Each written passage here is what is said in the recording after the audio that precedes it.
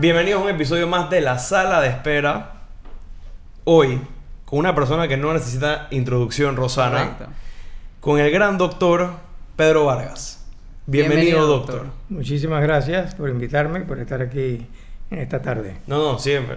Es un placer tenerte. Yo creo que mucha gente estaba pidiendo este episodio, así que espero que we deliver y que la gente quede contenta del episodio del día de hoy.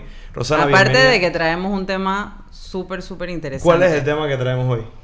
Hoy vamos a hablar acerca del consumo de drogas y alcohol en adolescentes y su relación con el riesgo de suicidio. Antes de hablar de eso, Rosana, Doc, todo el mundo te conoce, ¿ok? Pero quiero hacerte la pregunta, ¿por qué llegaste a estudiar medicina? ¿Qué fue lo que te hizo estudiar medicina? Querer estudiar medicina. Bueno, yo creo que yo me inventaba las razones, realmente. En mi familia no hay médicos. Realmente yo soy el primer médico en la familia y mi papá no era médico, mi mamá tampoco. Ninguno de mis hijos, que son 4, son médicos. Ah, wow. Yo tengo la impresión de que yo me comprometo con las cosas, las cumplo. Y un día cuando ya estábamos terminando en el Colegio La Salle para la memoria, nos preguntaban qué íbamos a estudiar. Entonces yo dije, yo voy a ser médico. Realmente yo no tenía esta cuestión de que quiero salvar al mundo y quiero curar el cáncer. Ahora, sí hubo una persona que influyó mucho, que admiré muchísimo, que fue el cirujano cardiovascular Barnard en Sudáfrica, que hizo el primer trasplante de corazón humano. Y esa admiración por ese individuo incluso me llevó a mí siempre a considerar en el comienzo de que yo quería ser cirujano cardiovascular. De ahí pasé a hacer cardiología pediátrica. Y cuando me fui a entrevistar en Estados Unidos para hacer mi entrenamiento allá, me preguntaban que por qué yo quería ser cardiólogo pediatra. Y yo decía, porque me encanta la forma como se edita en la vida embrionaria la enfermedad congénita del corazón. Y recuerdo que en Miami me dijo un médico, entonces, ¿por qué no estudias patología? Le dije, porque yo no quiero ver muertos, yo quiero ver gente viva. Pero cuando llegué a Tulane a hacer pediatría, conocí la neonatología realmente como era. Y me encantaba el cuidado intensivo, la corredera, salvar niños bien pequeñitos. Y me fui por ese camino entonces. Pero sí, al comienzo, escoger la profesión no era algo que yo venía cosiendo porque yo no tenía nadie en la familia hablándome de eso. Tu pasión, o sea, nunca hiciste otra cosa más que medicina. Bueno, tengo 2 pasiones fuera de la familia que la gente siempre cree que no la tenemos. Tenemos ciertas cosas también con la vida familiar porque la profesión nos absorbe, pero la otra es la fotografía, ¿no? Y eso me alivia de muchas penalidades. Esa es la válvula de escape, la Esa fotografía. es la válvula de escape. Y soy lo que dicen un amateur serio. Yo entendía como amateur serio el que se gastaba mucha plata comprando equipos, ¿no? Pero yo siempre dije... Conozco un par de esos. Yo siempre dije que no era el arco, sino el que disparaba el arco. Correcto. Así es. Bueno, Doc, ya para entrar un poco en materia, ¿qué es lo que está pasando hoy en día con los jóvenes en Panamá, con el consumo de drogas, con el consumo de alcohol? ¿Qué riesgos, o sea, qué está pasando? ¿Qué está pasando hoy en día? Sí, esto es universal realmente, no es un problema en todas partes del mundo. Yo creo que una de las cosas que más ha influido es el ignorar y el desconocer los efectos que las drogas, el alcohol, la marihuana, el mismo cigarrillo producen en el individuo.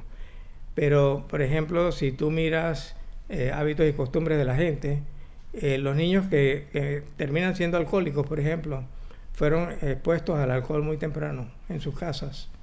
Yo tengo historias de pacientes míos que los papás dejaban, después de una noche de fiesta con amistades, las bebidas alcohólicas en las mesas y los chiquillos se despertaban temprano antes y las probaban.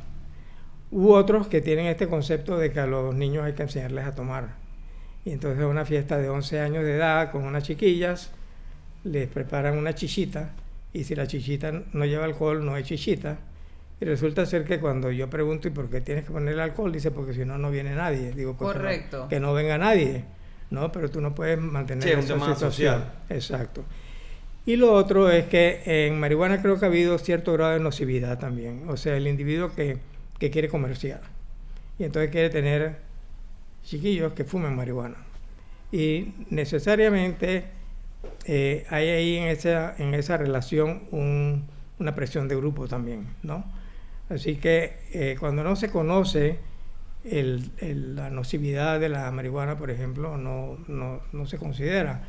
Por eso que yo tengo tantas molestias con lo de marihuana medicinal, y yo le pregunto a mis pacientes en la clínica cuando llegan ya en la pubertad y la adolescencia, les pregunto, ¿la marihuana es nociva? ¿La marihuana es adictiva?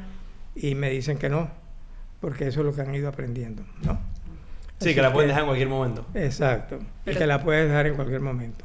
¿Estamos viendo un aumento real en el consumo en menores de edad o es que es un tema que está más expuesto?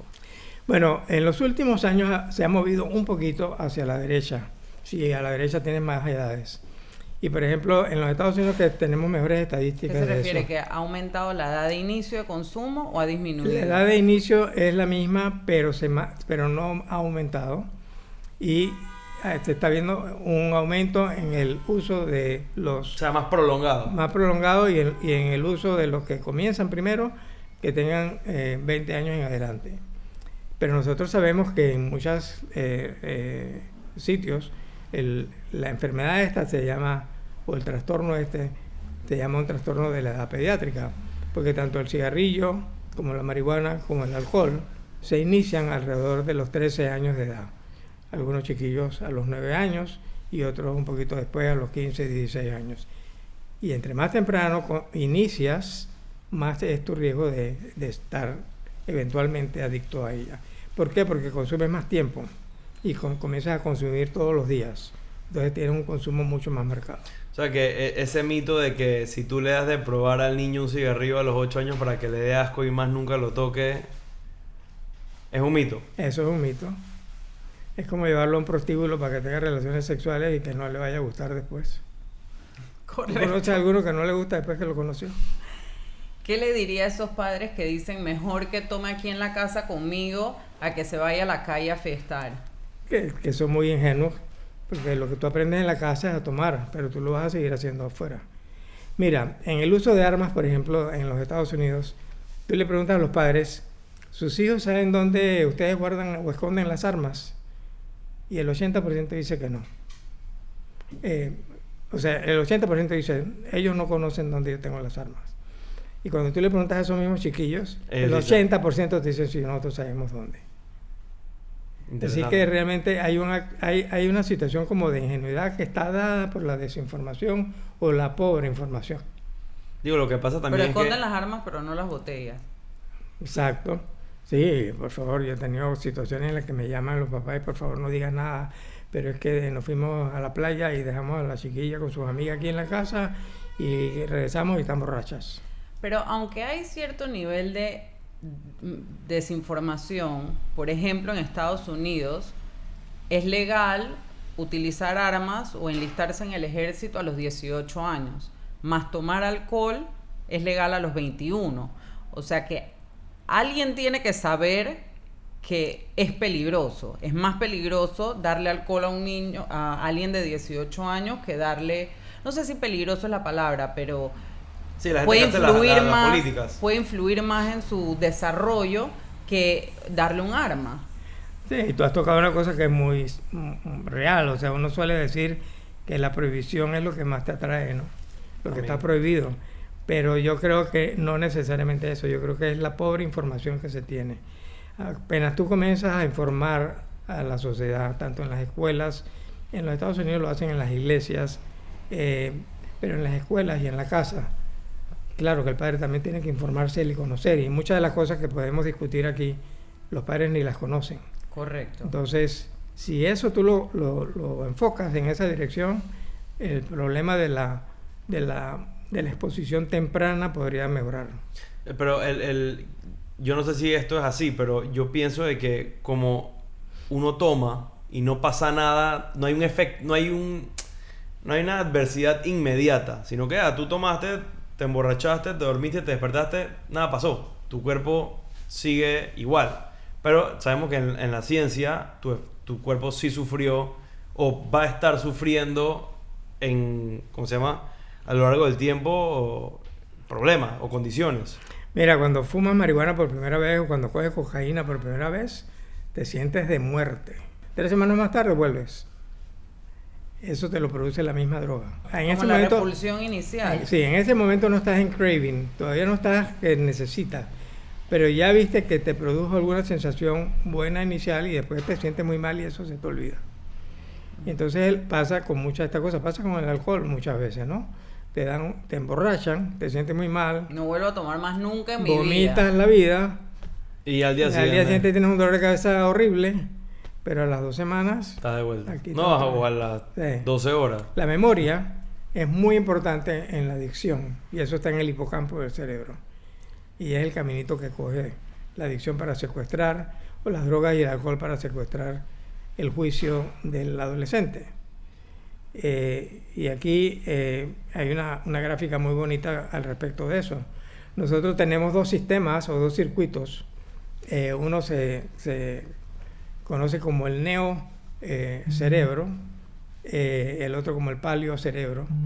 El neo cerebro es el que tiene que ver con el circuito cognitivo, el de la inteligencia, y el paleo cerebro es el que tiene que ver con las emociones, el placer.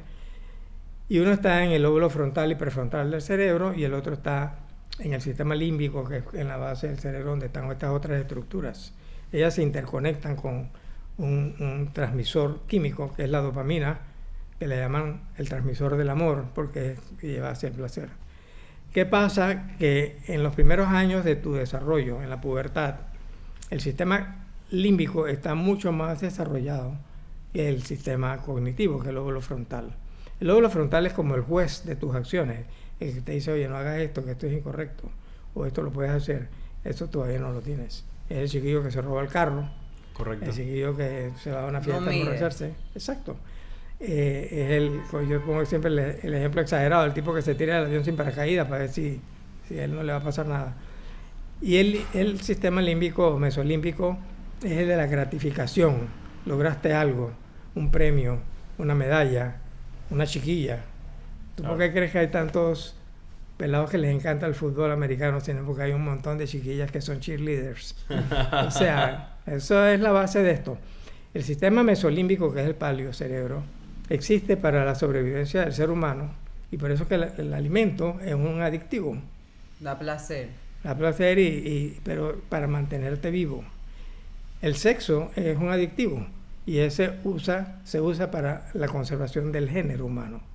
Y esos son, tú sabes, elementos naturales de un sistema que es el que te ayuda a sobrevivir. Pero el cognitivo que viene después y se desarrolla después es el que te va a decir, no, ya está bueno, hasta aquí no debes Sí, seguir, te va a y poner este tipo de límites. cosas. Y es lo que pasa cuando termina la adolescencia, pasas de los 25 años más o menos, entonces ya el sistema cognitivo comienza a superar los impulsos del mesolímbico, que es el del placer. Es cuando dicen que empiezas a madurar. Que eso nada más parece ser cierto en las mujeres. Doctor, usted habló de los 25 años. Sí. O sea, que pasas desde Primero, los 13. ¿qué es una edad muy temprana para iniciar y cuál es una edad apropiada, por lo menos para las drogas o las sustancias legales, pues, del alcohol? Digamos que no las exhortamos, pero ya sí o sea, ¿cuáles son? Si alguien lo va a hacer, ¿cuáles son las...? Sí. O sea, ¿qué es muy temprano y qué es apropiado? Bueno, todavía se discute mucho sobre los efectos. En el caso de la marihuana y el alcohol es bien difícil porque es muy socializado. El efecto si comienzas tarde. Está en mucha discusión eso. Pero sí se conoce perfectamente bien o bastante sobre si comienzas temprano, porque el desarrollo del cerebro cambia la función y cambia la estructura. O sea, ahora por resonancia magnética dinámica conocemos cambios en la estructura del cerebro. Esto es por el alcohol. Por el alcohol y por la marihuana. O sea, te cambia la morfología del cerebro. El Wow. ¿Y uso cuándo temprano. estarías safe para no correr este riesgo? Bueno, cuando tú quieres llevar eso a las edades mayores, eso todavía no está claro, porque entonces aparecen los otros problemas que son los de, por ejemplo, las enfermedades psicóticas, la esquizofrenia, por ejemplo, ¿no? El auge es a los 18, más o menos. Sí, pero es la parte del estudio de los efectos dañinos de esto que no se conoce con tiempo. Entonces no se trata, y por eso que a mí me incomoda el término de que nosotros, o personas como yo, endemonizamos la marihuana. No, es lo que hay, es lo que se conoce. Yo por eso no hablo nunca de la marihuana en los adultos, yo hablo de la marihuana en los adolescentes y en los niños, porque ese es el momento en donde el daño se va a implantar tempranamente y va a durar. Yo tengo una diapositiva que uso mucho, que es un pelado que tiró una piedra a un vidrio y se rompió, y él da la espalda y se va, porque el que tira la piedra y esconde la mano, lo llamo yo. Así es la marihuana, por ejemplo, y el alcohol también, porque el alcohol, lo que pasa es que el alcohol, los efectos se toleran más, porque es muy social tomar, ¿no? Correcto. Pero los efectos dañinos, por ejemplo, de la marihuana, en tu comportamiento, en tus emociones, en tu memoria, pierdes funciones ejecutivas, se te olvidó cómo usar una tarjeta de crédito, se te olvidó cómo abrir una cuenta bancaria, se te olvidó qué materia es esta. Aparece después de 15, 20 años de estar consumiendo fuertemente. Entonces tú tienes el pelado que comenzó a consumir a los 10 años o a los 15. Cuando tiene 30 años ya tiene paranoia, por ejemplo. Y si tienes historia familiar de esquizofrenia, con mayor facilidad y riesgo te va a aparecer. Y por eso es que yo también le digo a los padres de familia, oye, tienen que sentarse en la mesa cuando están comiendo y hablar de estas cosas. Porque hay gente que cree que cuando tú hablas de estas cosas lo que hace es que aumentas el Eso consumo. mismo te iba a preguntar, Doc. Sí. Si tú tuvieses una situación así, ¿cómo haces para hablarle al pelado o a la pelada? Sí, yo creo que tú puedes aprovechar situaciones, incluso si hay en la familia o si la hay en amistades, para hablar del tema. Porque el mito es que una vez que tú lo hablas, le abres el compás. Exacto. De que algo que él nunca había pensado, tú se lo presentas. Es lo mismo cuando hablas de educación sexual. Y del intento también, la ideación suicida. Ah, no, ahora se van a suicidar más. No, ahora tú le vas a hablar de forma completa para que entiendan qué es lo que ocurre en situaciones particulares y por qué. Pero vuelvo y repito, si el padre o la madre no están educados, ¿quién lo va a hacer? El maestro de la escuela tampoco está muy bien educado en estas cosas. Yo te lo digo porque cuando yo comencé a hablar de estas cosas hace ya varios años, tanto en Rompamos el Silencio como en el mismo hospital, a médicos, me daba cuenta de la poca información que incluso los médicos tenemos de estas cosas. Y desafortunadamente es así. Mucha información. Quiero tratar de ordenar las ideas. O sea, hemos hablado, por lo menos hasta ahora, de dos riesgos importantes del consumo temprano. Uh-huh. Uno es el riesgo de que el individuo va a terminar siendo adicto. Y dos, los riesgos físicos y los cambios físicos que pasan en el cerebro en desarrollo, que pueden traer consecuencias a largo plazo.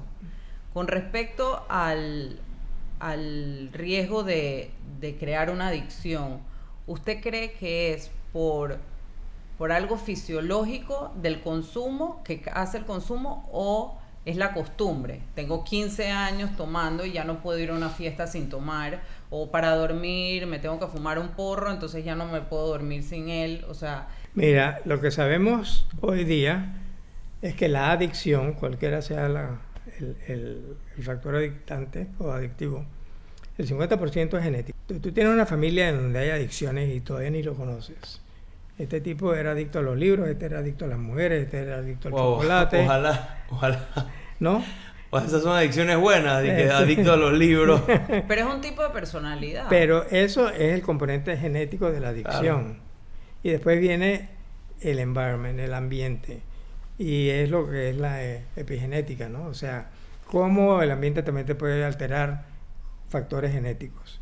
Entonces, por eso es que menciono y repito que los padres se tienen que sentar a hablar con sus hijos sobre las enfermedades de la familia, por ejemplo, ¿no? Y conocer esos aspectos. Hay enfermedades que siempre se mantienen escondidas. Correcto. Por mucho tiempo se hizo con el síndrome de Down, y ahora está mucho más open, pero por mucho tiempo se hizo con el síndrome de Down y con todas las enfermedades que se consideraban un castigo de Dios. Sí, era tabú hablar del tema. Imagínate el SIDA, por ejemplo. Correcto. Que fue tan vapuleado, ¿no? Y la gente, los estigmas que la sociedad crea son horribles. Para la enfermedad mental es horrible. Pero al final causa ignorancia. Sí, Porque si no se habla... no se puede acercar uno a eso. Pero, por ejemplo, ir a un psiquiatra, no. Sí, me muero antes. Los tres necesitamos psiquiatras aquí.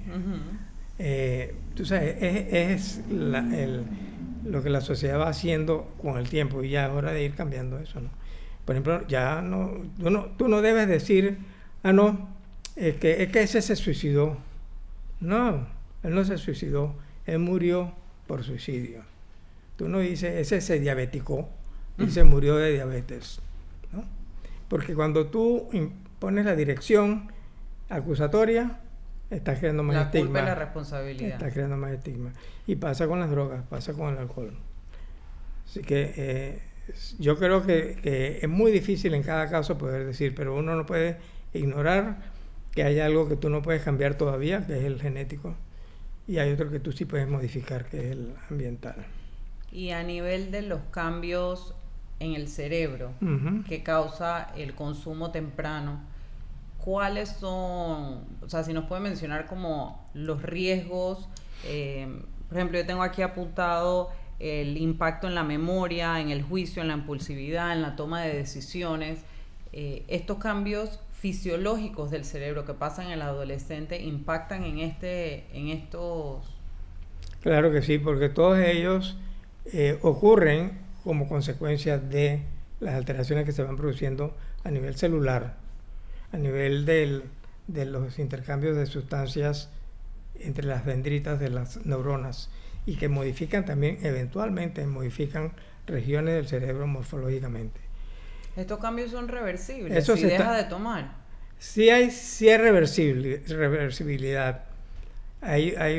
Ahora mismo estaba leyendo un artículo muy interesante sobre cómo las redes producen exactamente lo mismo que produce el alcohol y que produce la marihuana en el cerebro. Sí, los mismos cambios. Hablamos de YouTube, Instagram, sí, TikTok. Exacto.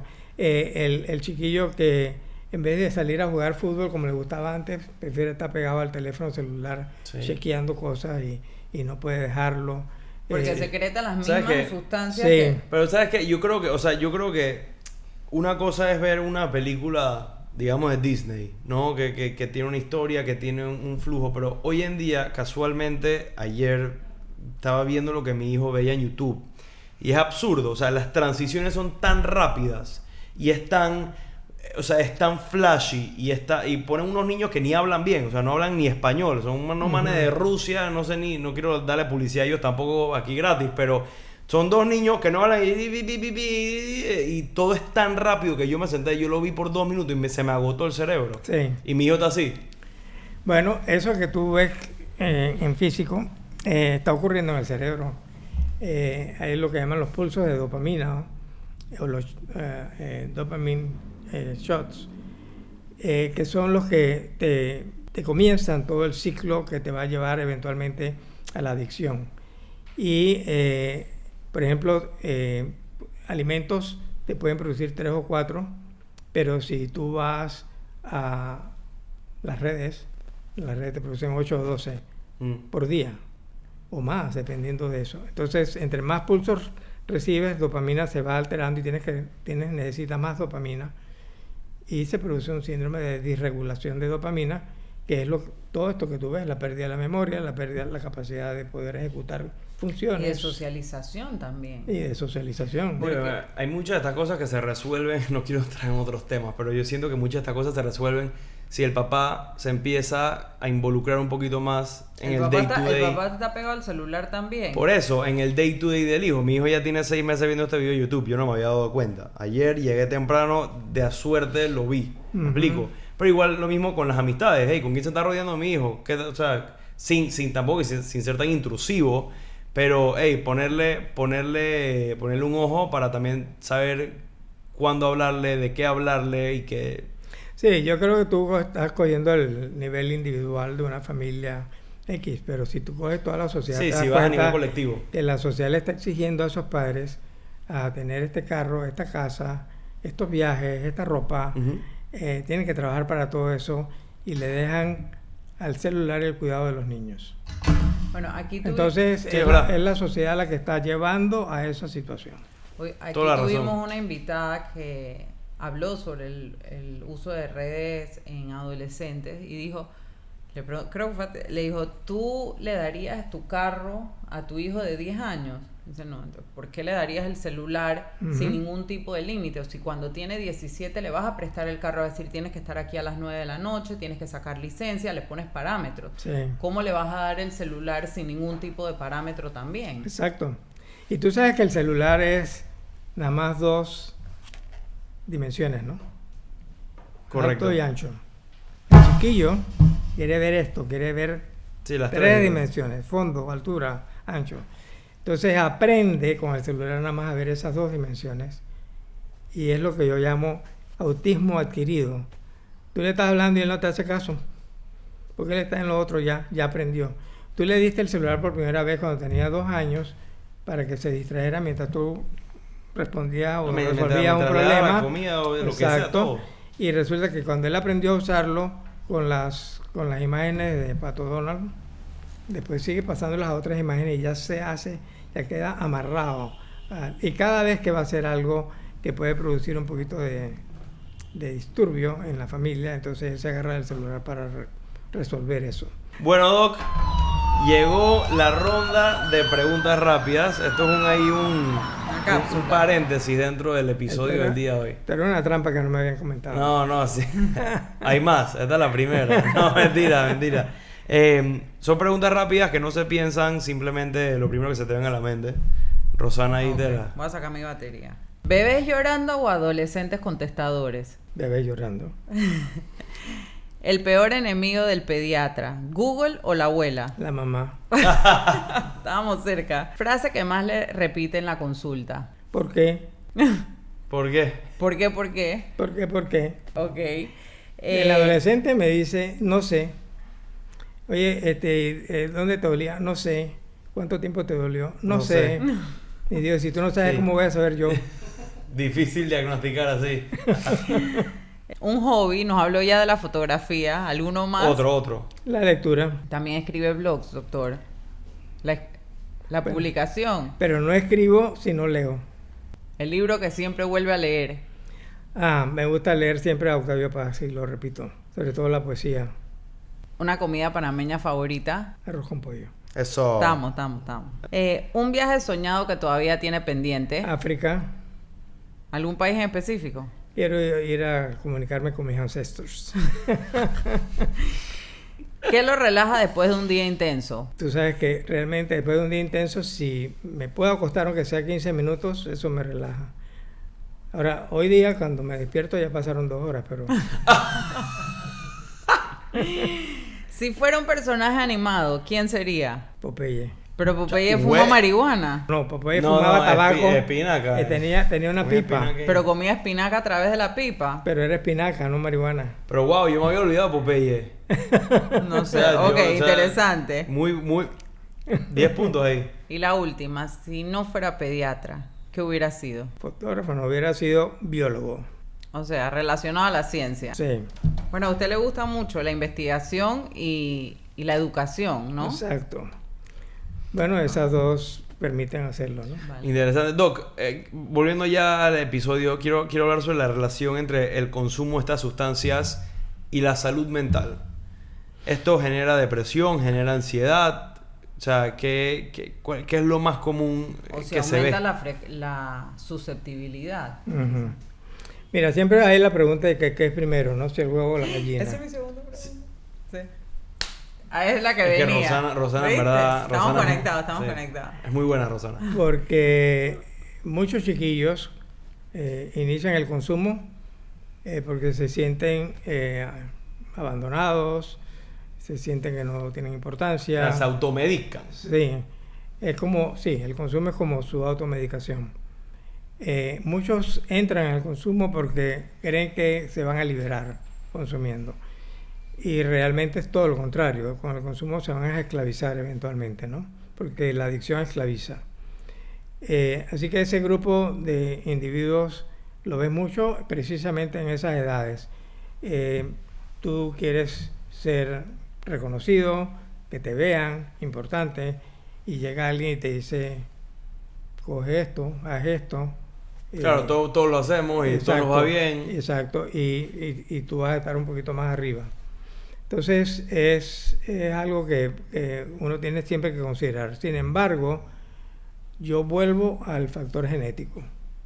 El factor genético es muy importante y es muy fácil culpar a la familia por las adicciones de los hijos. Es muy fácil hacerlo y es un error, porque tú no consigues nada con crear sentimientos de culpa y te olvidas de otras cosas que tú no puedes cambiar, que es lo que hablábamos. Yo a la familia sí creo que la familia se tiene que involucrar, no porque tenga un hijo o un familiar que consume, sino porque es necesario hoy día informarse de estas cosas.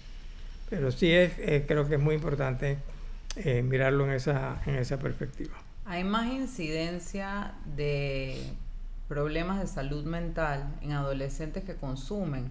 ¿O al revés? ¿Hay más incidencia de consumo en adolescentes con problemas de salud mental? Mira, hay unos estudios que se hicieron inicialmente en Europa, en países aislados y luego como grupo, y todos revelaron de que cuando los controlabas con no consumidores de marihuana, por ejemplo, la incidencia de estas enfermedades mentales, esquizofrenia y psicosis nuevas, por ejemplo, depresión, porque ansiedad no tanto, pero depresión sí, aumentaban significativamente en los que consumían. Ahora, hay que aclarar algo, ¿no? Y eso no es para que consuman poquito, pero cuando hablamos de estas relaciones son individuos que consumen, como dicen, fuertemente, o sea, que consumen diariamente o consumen 5 días a la semana.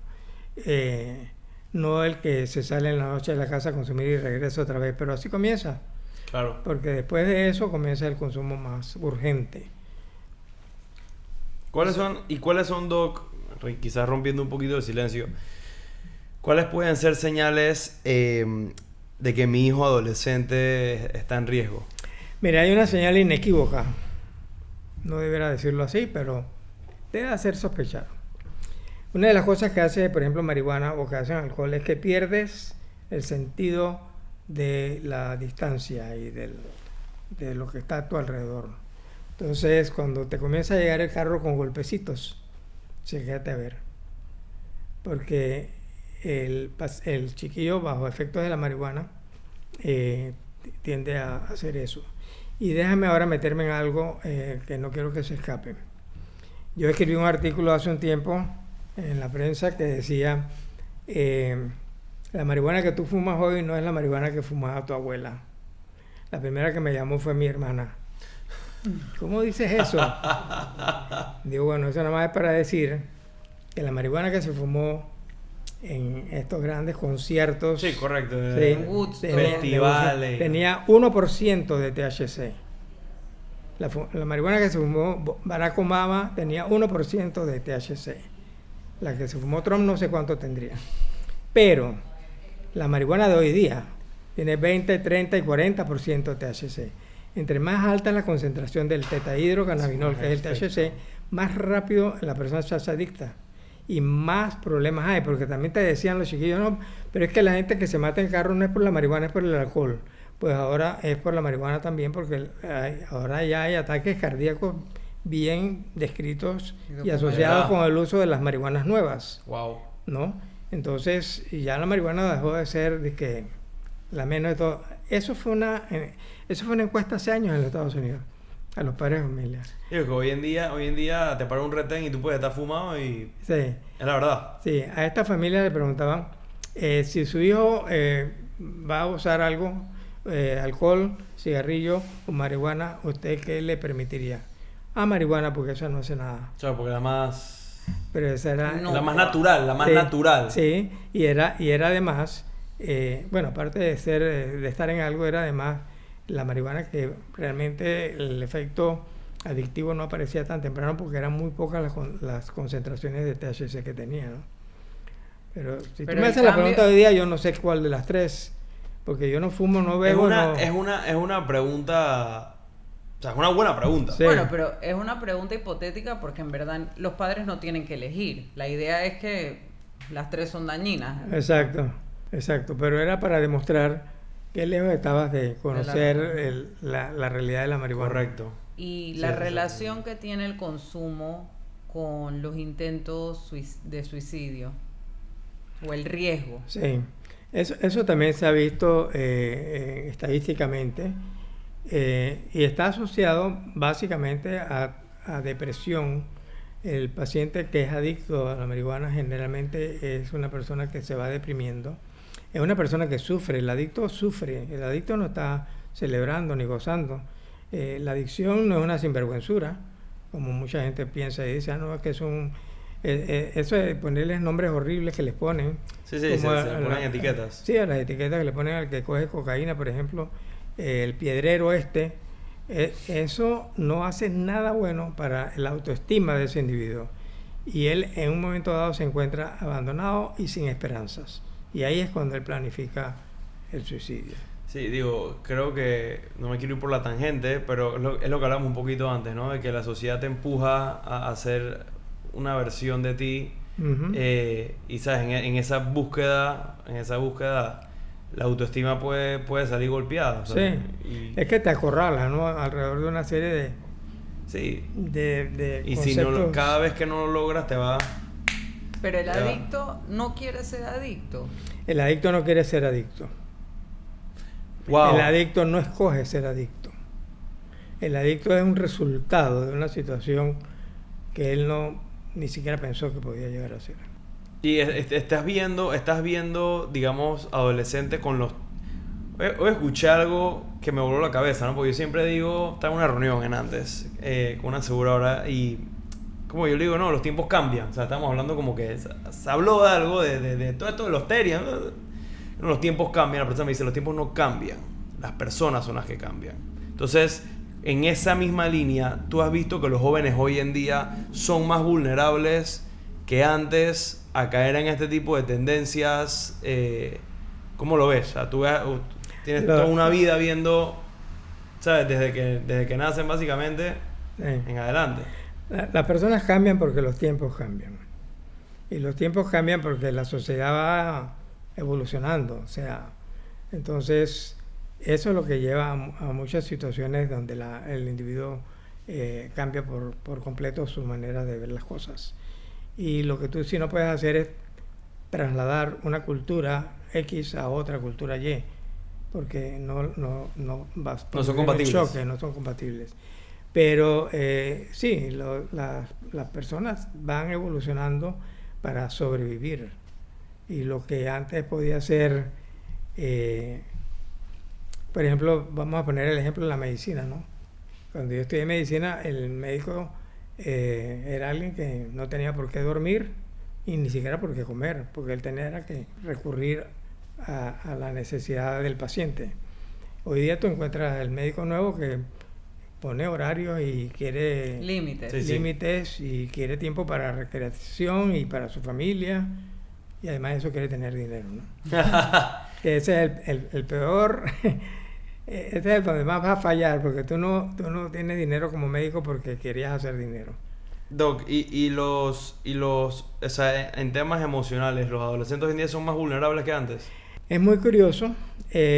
Los adolescentes hoy día quieren ser como más seguros, pero realmente tienen mucho más temor a morirse que nosotros los baby boomers. Los baby boomers han sido tipos con mucha iniciativa y salir adelante. Eso no lo tienen los jóvenes de hoy.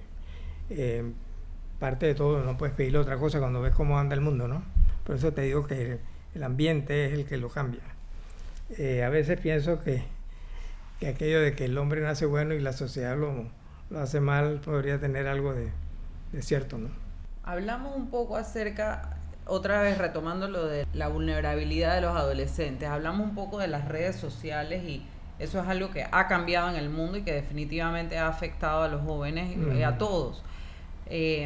La pandemia, por ejemplo, dejó secuelas en la parte emocional y de la salud mental de estos jóvenes que crecieron en ese año encerrados, sin contacto social. Ha visto un auge en esa adolescencia, por ejemplo, de riesgos suicidas o de consumo. O quizás fue lo contrario, como estaban en la casa, claro. No estaban en la escuela, no estaban en la fiesta, no estaban... hay las dos versiones de esto. El ser humano es un ser gregario. que significa que socializa. Y cuando tú por algún motivo obstaculizas esa socialización, se enferma. Lo que yo veo, yo creo que sí es cierto que las medidas tomadas por la pandemia, la mortandad tan grande que hubo con la pandemia antes de que llegaran las vacunas, fueron creando una situación como de que yo soy muy vulnerable y yo me puedo morir en cualquier momento. Sí. Déjame vivir lo que tengo que vivir ya, porque no voy a tener tiempo para vivirlo todo. Pero también el aislamiento social contribuyó a muchas de estas situaciones. Y acuérdate que con el aislamiento social y con el cierre de todo, mucha gente que murió por suicidio lo hizo también por razones económicas, porque sus negocios quebraron, Sí. este tipo de cosas. Entonces, no puedes pinpoint una sola situación, pero sí creo que una situación como la que se nos dio, de una cosa que no conocíamos, porque también me parece muy injusto señalar que todas las medidas fueron malas. Nosotros no conocíamos qué estaba pasando, excepto que se estaba muriendo la gente y no sabíamos por qué ni cómo. Estamos protegiendo la vida. Exacto, entonces había que hacer cosas que ya se han probado antes que funcionaban. Claro. De ahora, una próxima pandemia a lo mejor la vamos a manejar diferente. Claro. Porque ahora incluso ya tenemos la facilidad que no quieren aceptar los antivacunas, de que tú puedes crear una vacuna en cuestión de semanas, no en cuestión de años como era antes, porque ahora hay una colaboración internacional para hacer esto. Esto no lo conoce Robert Kennedy, pero él es abogado, él no es médico. Entonces, ¿qué pasa? Que cuando tú tienes estas situaciones que son generales, tú no las puedes individualizar, porque cometes muchos errores al querer hacerlo. Pero yo sí creo que la pandemia produjo... tú dijiste algo.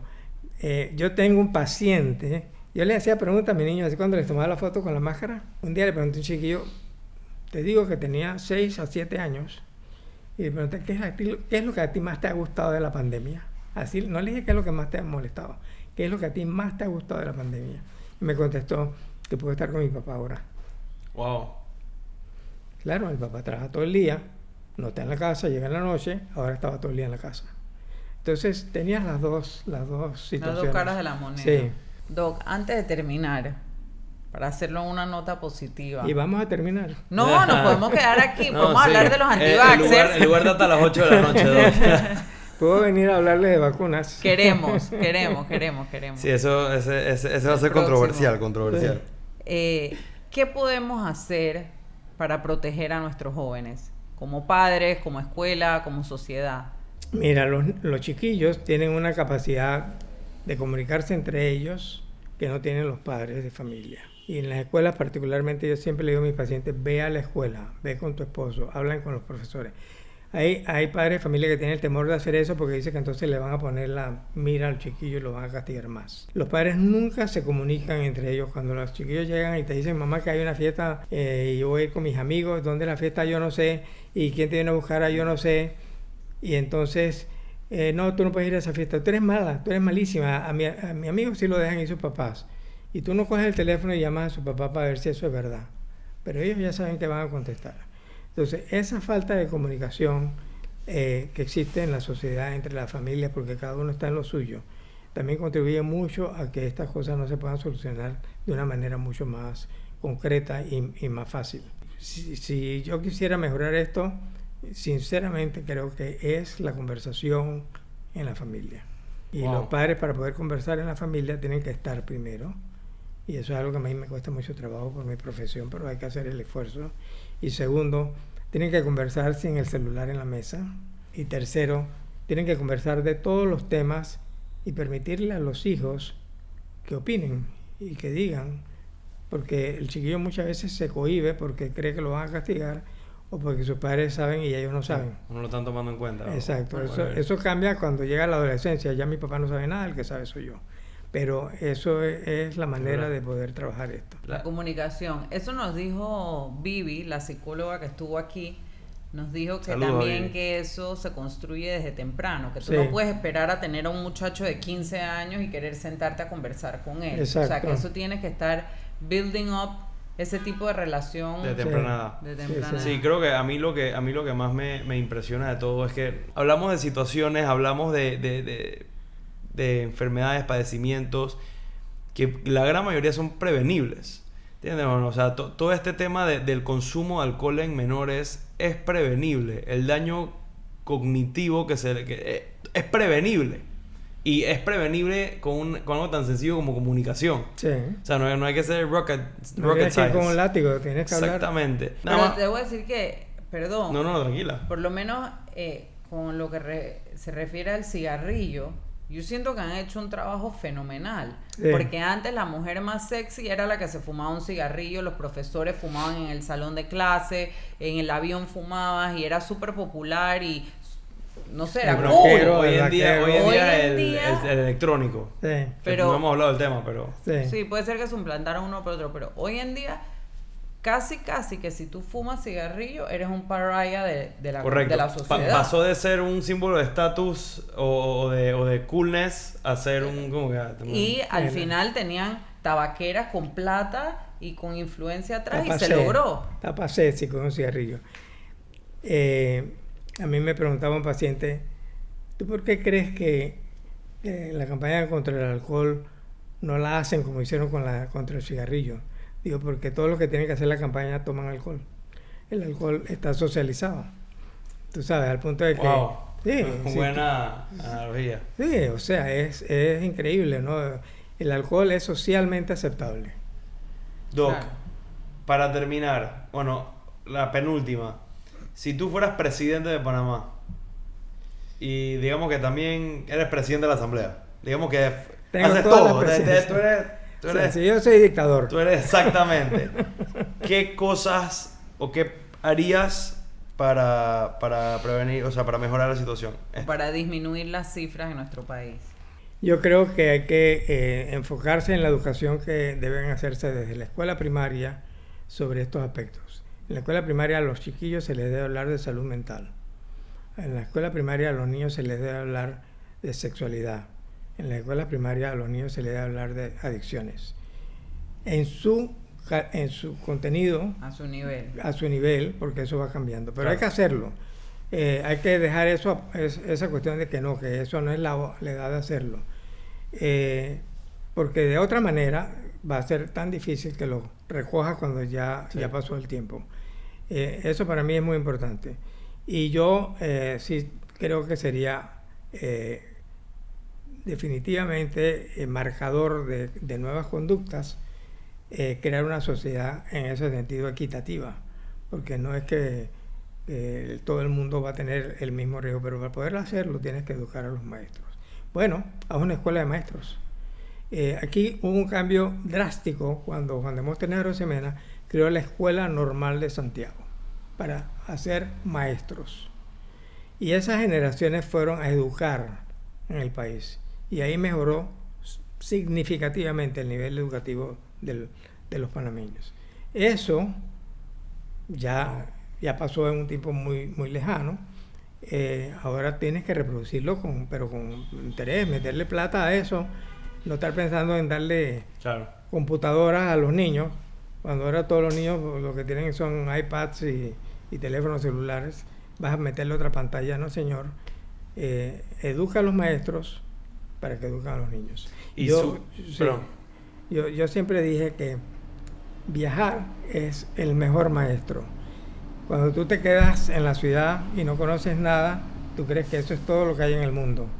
El individuo que sale y viaja y conoce se da cuenta que no, que hay muchas otras Correcto. cosas. Y eso es lo que hay que enseñar. ¿Y subirías de 18 a 21 la edad mínima de consumo, no?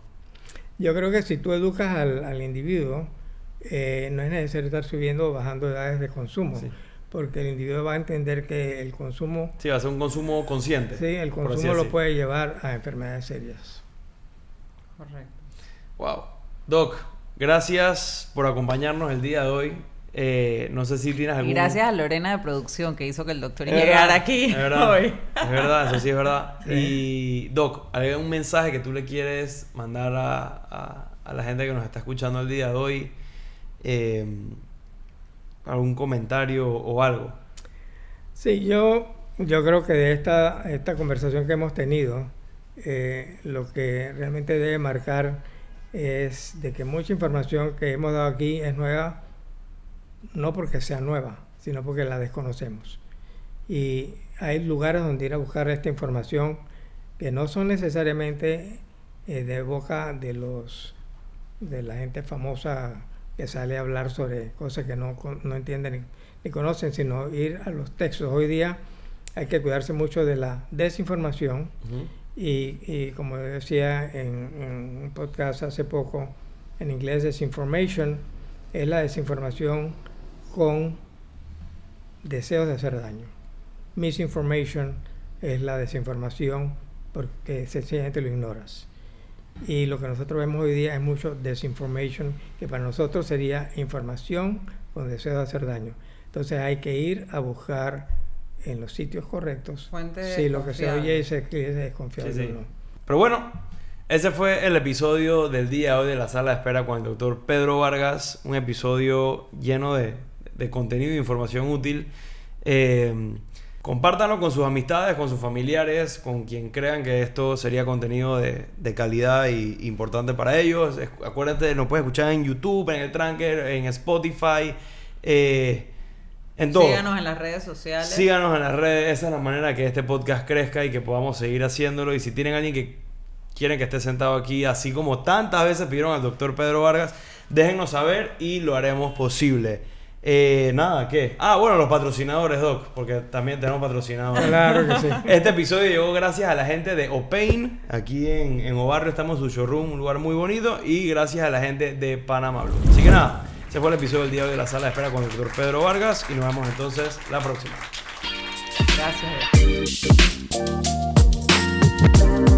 Gracias.